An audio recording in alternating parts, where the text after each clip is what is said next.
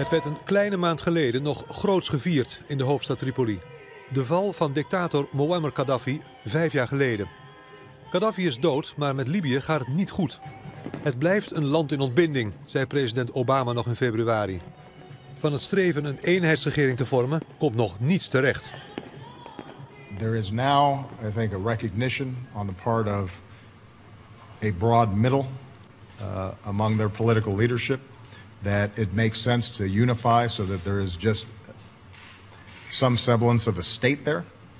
But extremes on either side are still making it difficult for that state to cohere.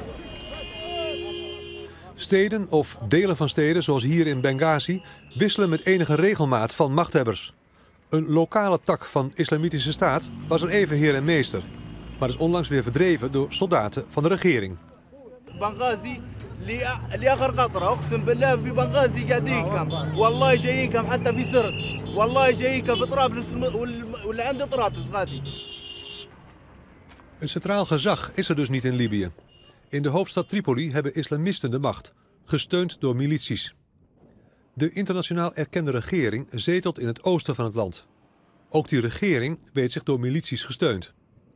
En in het gebied daartussen, vooral rond de stad Sirte, maar met uitvalsbasis naar andere steden, maakt Islamitische Staat in toenemende mate de dienst uit.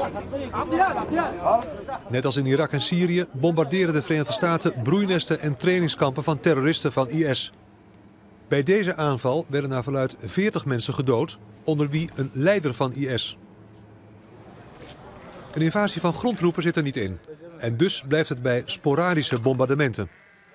Of de Libische tak van IS daarmee op de knieën kan worden gedwongen, is twijfelachtig. Zo nu en dan is er een opsteken voor het Westen. Onlangs kwamen 2 Italiaanse gijzelaars vrij. Zij waren sinds vorig jaar zomer in handen van Islamitische Staat. 2 andere gijzelaars waren niet zo gelukkig. Zij werden door IS gedood. Eerder vanavond sprak ik met Claudia Casini, Libië-analist van de International Crisis Group. En ik vroeg haar hoe gevaarlijk de situatie rond IS in Libië is. Well, there's no doubt that ISIS is a threat not only for Libyans but for Europe, but I would say also for Libya's neighbors. Because let's not forget that most of the ISIS affiliates in Libya at the moment appear to be foreigners. They are Libyan recruits, of course, but many Tunisians.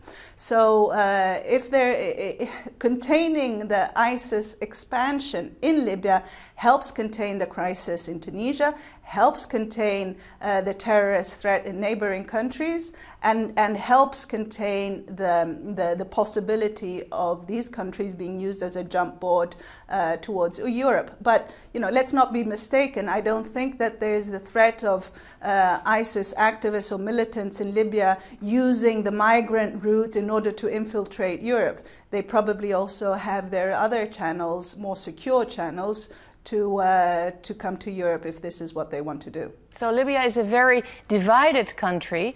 What can unite all those different political and military groups? What the UN is trying to do is to back a political dialogue process that will lead to the creation of a consensus government.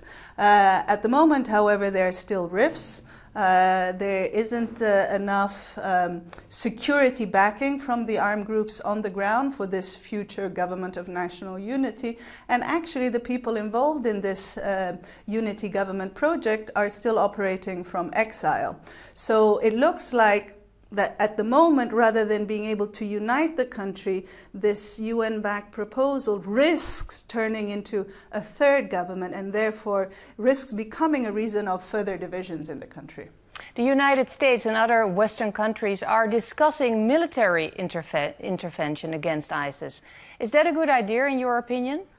It seems that certain military officials in the US and at CENTCOM seem to be thinking of a military operation that is massive, or if not massive, and I quote the words of some US politicians, at least much more consistent and much more powerful than what we've seen now. Until now, we've seen occasional airstrikes in targeted areas across the country. What they have in mind is a more massive bombing strategy. That would be detrimental to the country, would be detrimental to this political process that, as I said, is still limping forward, this attempt to bring forward a government of national unity. Security action has to be taken, but it has to be limited, discreet, and very targeted and limited to these ISIS strongholds. The problem of a massive operation, as some US officials are contemplating, is that